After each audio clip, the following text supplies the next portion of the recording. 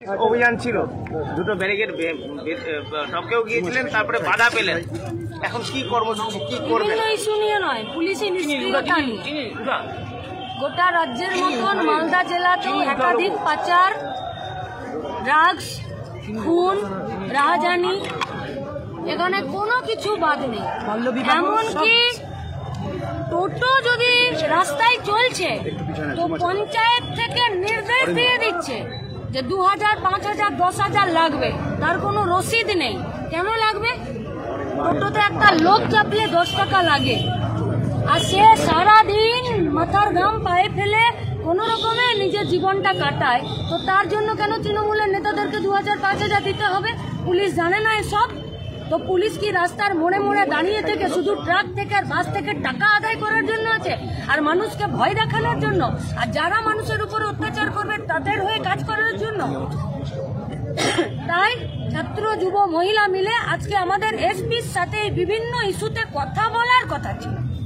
কিসের জন্য ব্যারিকেড দিলেন, আর কিসের জন্য সংসেজে দাঁড়িয়ে আছেন, আর কিসের জন্য অত বড় বাসের স্ট্রাকচার করেছেন আমরা জানি না। আমাদের কমরেডরা প্রস্তুতি নিচ্ছেন, আমাদের ডেপুটেশন কপি রাখা আছে। যদি ওদের সত্যিকারের দক্ষতা, যোগ্যতা এবং সাহস থাকে আমাদের সাথে কথা বলবে, নইলে এই কথা গোটা মালদা জেলা এর পরে আবার বলবে। আজকে কতক্ষণ বসে থাকবেন? যতক্ষণ ডেপুটেশন নেবে না ততক্ষণ? এসপির তো একটা নিজস্ব কোনো সাহস এবং একটা দক্ষতা, যোগ্যতার প্রয়োজন।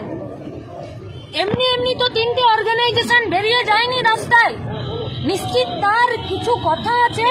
তাহলে এসপির কি উচিত ছিল না যে একবার তারা কি বলছে শুনেনি? নাকি তৃণমূলের টাকা কানে গোঁজা আছে বলে বাকি আর কিছু শুনতে পাচ্ছে না?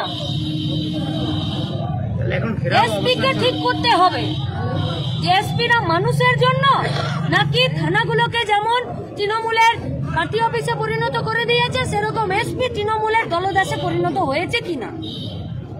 কথা তো শুনবে যে কি বলতে চাইছেন, এখন কি বলতে চাইছে সেই কথা তো শুনবে।